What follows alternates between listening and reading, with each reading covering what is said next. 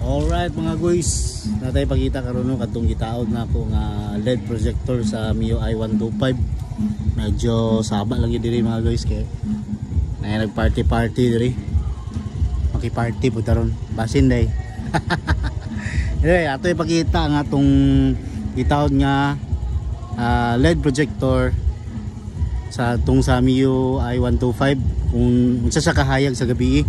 So instead nga kuan explain ako ni sa inyo ha. Let's go.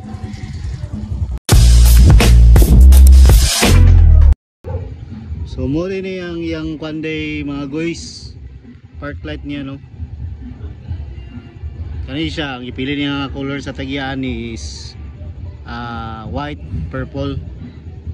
So tanang mo to unsa ni siya kahayag sa gabi mga guys kay ang uban mayon man hayag man gitong violet gyud.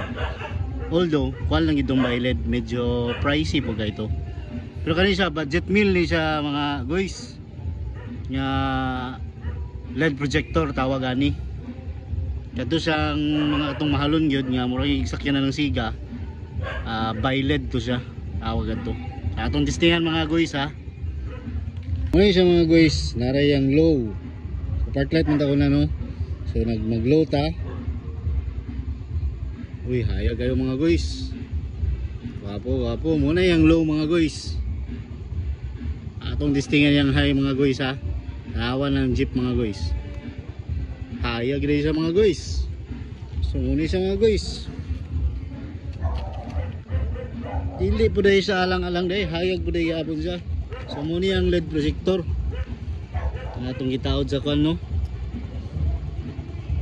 So wapo sa ligid po dahil siya mga guys. So muna siya ang budget meal na to nga pachuy-chuy sa motor mga guys. Sa headlight, labo na sa headlight itong gusto, pamata-mata, angel eyes. Muna siya ang mga kwan, klase. Makita rin yun pwede rin yun paliton sa Shopee mga guys. Pa-install lang rin mo sa ako kung gusto mo. Kung pwede po mo pa-install sa lain, depende na sa inyo mga guys, kinsa yung mekaniko na mo installan eh. Mura rin mga guys akong update sa inyo ha. Thank you. God bless.